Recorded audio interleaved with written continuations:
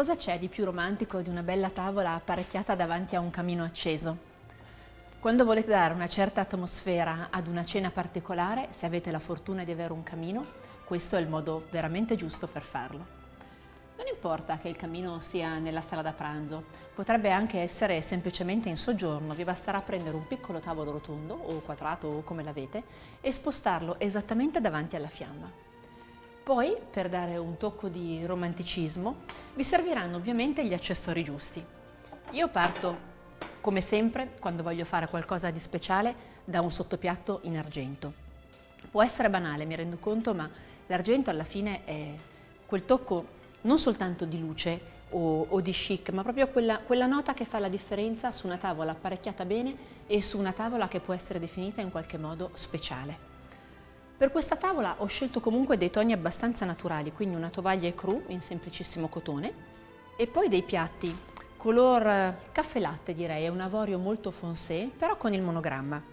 Non importa che il monogramma sia il vostro, se volete fare un vero affare andate nei mercatini a cercarli.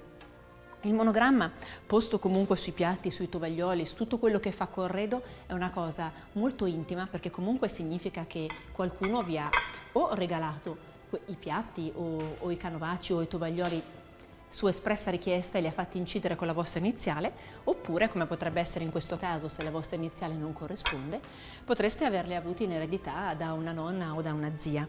Quindi non c'è bisogno di dire esattamente la verità. Se non avete trovato in un mercatino piatti e posate con la vostra iniziale, potrete ovviamente prenderne anche di altri e fare quasi finta che qualcuno ve li abbia tramandati da generazione. L'importante ovviamente è che combacino tra di loro.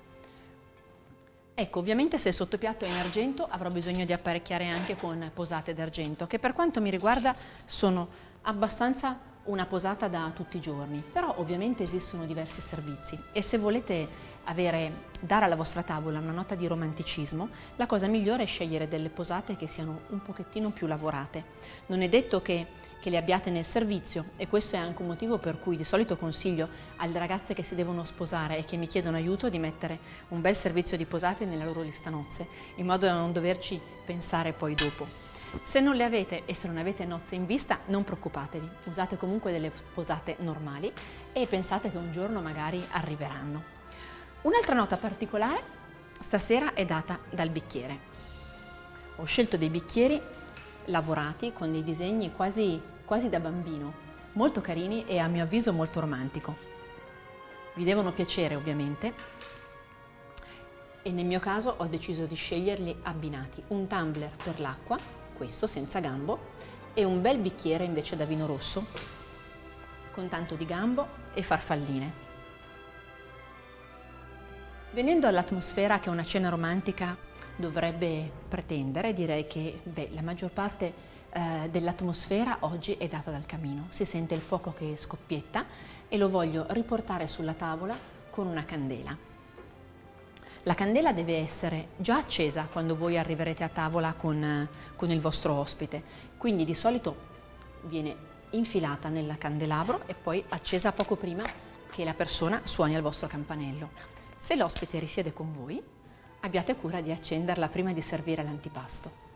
Ecco qua.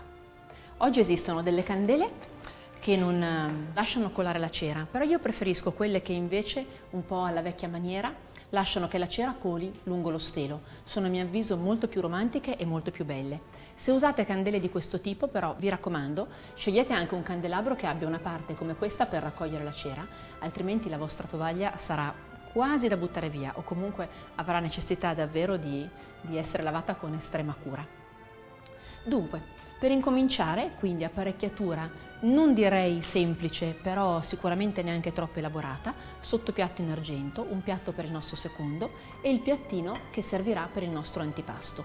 Quello che manca invece è il piatto fondo che arriverà direttamente con la pietanza all'interno e a questo punto anche con la sua forchetta in sostituzione di quella che verrà utilizzata per l'antipasto. Una nota di stile, anche se il vostro ospite o la vostra ospite potrebbe sbagliarsi, generalmente l'antipasto non si mangia mai con il coltello, quindi uno è più che sufficiente. Su una tavola così vi mancherà una caraffa per il vino, una brocca per l'acqua ed eventualmente un piccolo mazzolino di fiori. Buon appetito!